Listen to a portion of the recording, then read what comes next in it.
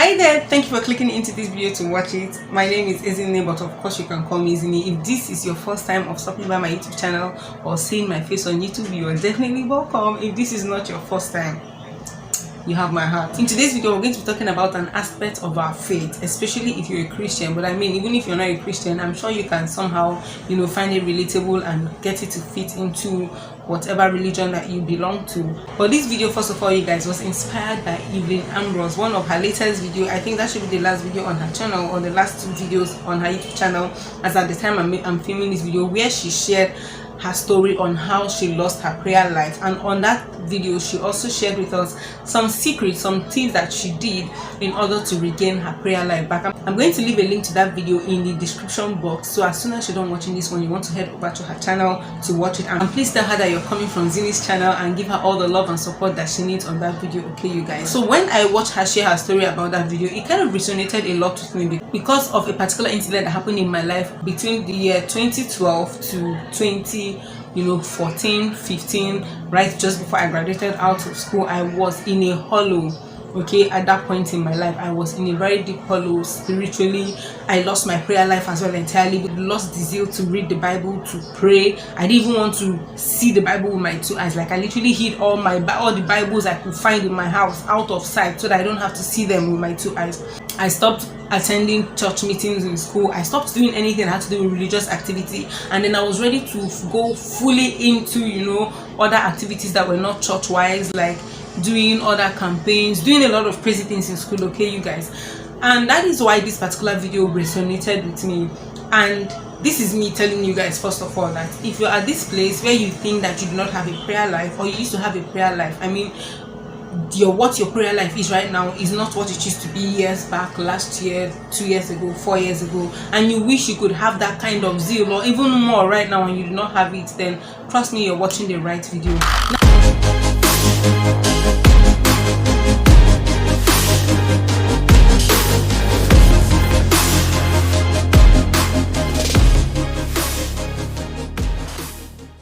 Now I want you to know that it is not your fault, and it is not anybody's fault that your prayer life has been dwindling down or is entirely cold, or that you've been having a lot of struggles in your prayer life. I mean, even if you're an active participating believer in the Christian faith, there are times when you'll be down spiritually, but you do not stay down, because that is what makes us Christians. That is what makes us believers, okay? The Bible says that a righteous man will rise 7 times after he falls. So there's so many people experiencing the same things, and like I said, it is not your fault that your prayer life has been dwindling down. The reason why your prayer life has been dwindling down is because the devil is fighting you, and that is because he sees that your prayer life is having an effect. Do not be mistaken. That moment when you think that everywhere is dry spiritually, even when you pray hard, you worship hard, it feels like the atmosphere is dry, God is far from you, my darling, that is not true. In fact, that moment God is even closer to you. Do not give up. That is not the time to relent. And you could be seeing things in your dreams. The devil is just going to come all out, especially when he knows that your prayer is making an effect. See, if your prayer is not making any effect, the devil is not bothered with you. He will literally let you live your life the way you want, do whatever you want without troubling you. You live a life completely 100% free of trouble. But once your life, especially your spiritual life and your prayer life, is making an impact, whether in your own life as a person or in the life of any other person around you, the devil is going to want to attack you. And the first thing that the devil does when he wants to attack your prayer life, my darling, is that he puts in you fear.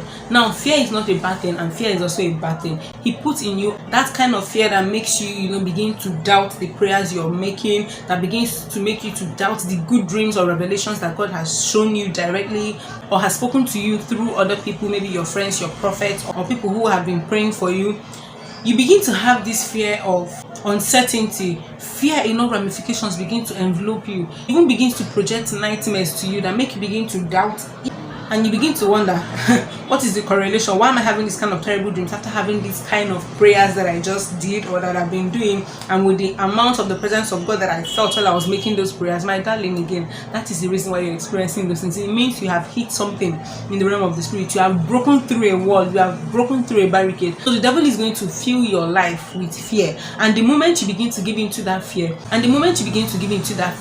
you begin to have a sense of depression. You begin to feel frustrated. You begin to feel disappointed. Now, that is is the second lie of the devil, and he's just doing that to attack your prayer life. Notice, as you begin to have this fear and then you suddenly start to feel alone, like nobody's experiencing the kind of things you're experiencing, you're the only one seeing the kind of things you see in your dream, or the way you feel whenever you pray, you just feel like you're alone. Even when you're in the midst of people, it begins to feel like you're shut out from the entire world, like you're just a different being, you're an alien, everything happens around you is different from that of others. My darling, you're not alone.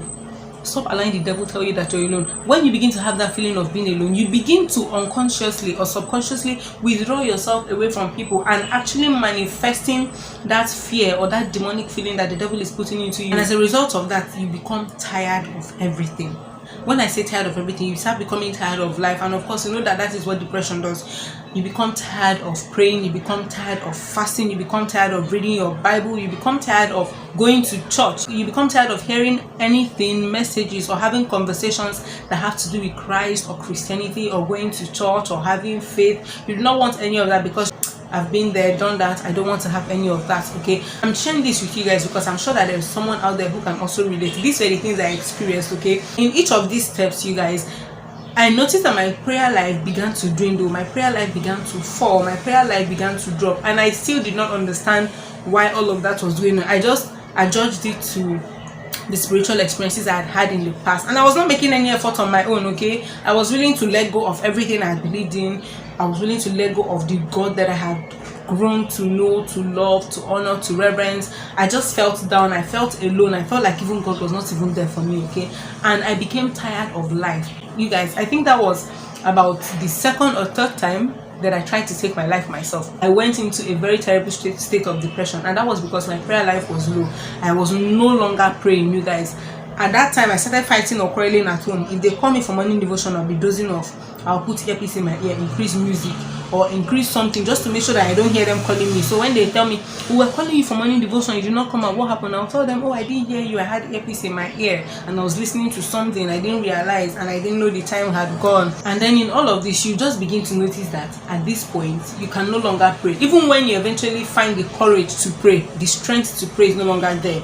You begin to feel like you don't know what to say, you don't even know how to start. You begin to feel unworthy, you begin to feel dirty, you begin to feel so unwholesome before God. And that is exactly what the devil wants. He wants you to condemn yourself, he wants you to judge yourself, he wants you to feel guilty. Now, what did I do to quicken my prayer life back? The first thing I did, you guys, was that I got an accountability partner. That was the first step to recovering my prayer life, because I knew that I got tired of everything life. I got tired of praying, I got tired of going to church, I got tired of doing so many things. I got to a point when I realized that this shouldn't be, and I needed to do something to, come back right up. The first thing I did was to look for accountability partners, and that was how I met my two sisters. If you've been seeing my other vlogs where I go out with just my sisters, they would encourage me. They started teaching me how to pray in the middle of the night again. They would wake me up, call me. There were days when I would switch off my phone because I'd be like, what kind of nonsense is this? How can you be calling me at this time of the night because you want me to pray? And then when they see me, they would encourage me and tell me, even if it's for 10 minutes, even if it's for 20 minutes, just mutter a word of prayer, or just worship in the middle of the night, or just praise.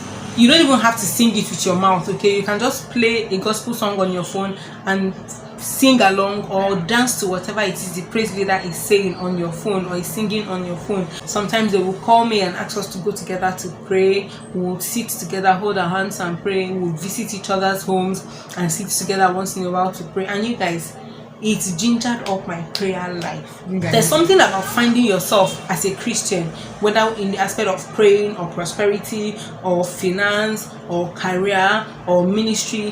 When you find out God for yourself, it becomes too convincing for you. Christianity or faith, your belief in God becomes too convincing for you to just rely on the fact that is it not this one that said. It becomes very difficult for you to do away with those convictions. It becomes more difficult for you to let go no matter what happens. If you're in that phase in your spiritual life or your spiritual journey, let me know in the comment section below. Another thing I began to do was I started worshiping. Now, I've told you that they motivated me to begin to pray, so once in a while I'll stand up to pray, but I'll still feel quite demotivated and unhappy. So what I did, you guys, was one big secret. I started worshiping intentionally. I decided to be intentional about every single thing concerning my spiritual life, my personal relationship with God.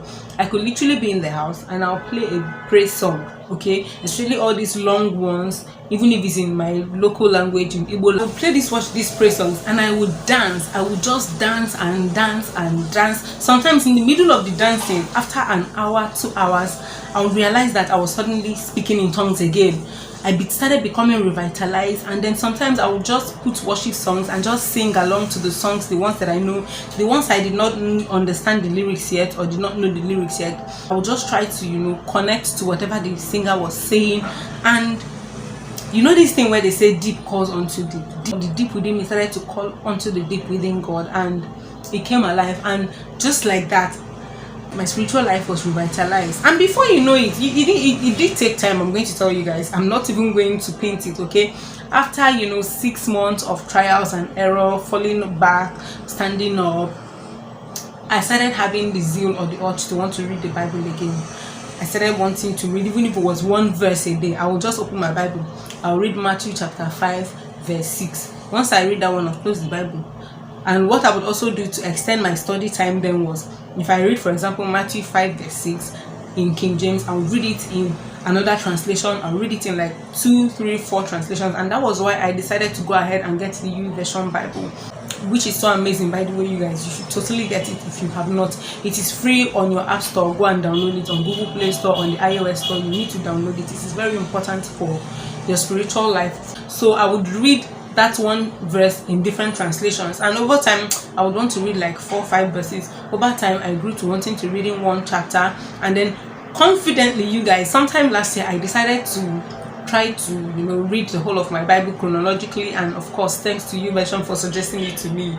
I actually started fully this year, okay? I couldn't actualize it last year, but this year I was able to let me just tell you people something. Come, let me whisper to you people. I'm actually lagging behind in that, okay? I have over 55 days that I have not, of those devotions that I have not done, okay? So I'm not trying to tell you that I'm perfect. We are all a work in progress. So that is why I tell you that you are not alone whenever you see or experience any of all these things. So by all means, if you're going through any of this, please make use of these tips. Make use of the tips that Evelyn shared in her video. And please, if you have other questions or any other thing that you need help with, leave it in the comment section below. If it is something that you do not want to be public knowledge or general knowledge, you can send me an email on my email address, which is also in the description box. I'm also going to leave it on the screen. Send me an email and ask me your questions about your spiritual journey, your spiritual life, where you need clarifications or where you need answers. Thank you for watching this video till the end. Hope you enjoyed this. Please give this video a thumbs up, share this video, subscribe to this YouTube channel, and turn on the bell notification so that you get notified whenever I post a new video. Thank you once again for watching this video till the end. Till I come your way next time in my very next video. This is Zinny signing out. Peace out. Every time I pray for better days, every day feel it coming on the way. Gotta step on every pace, and no matter what.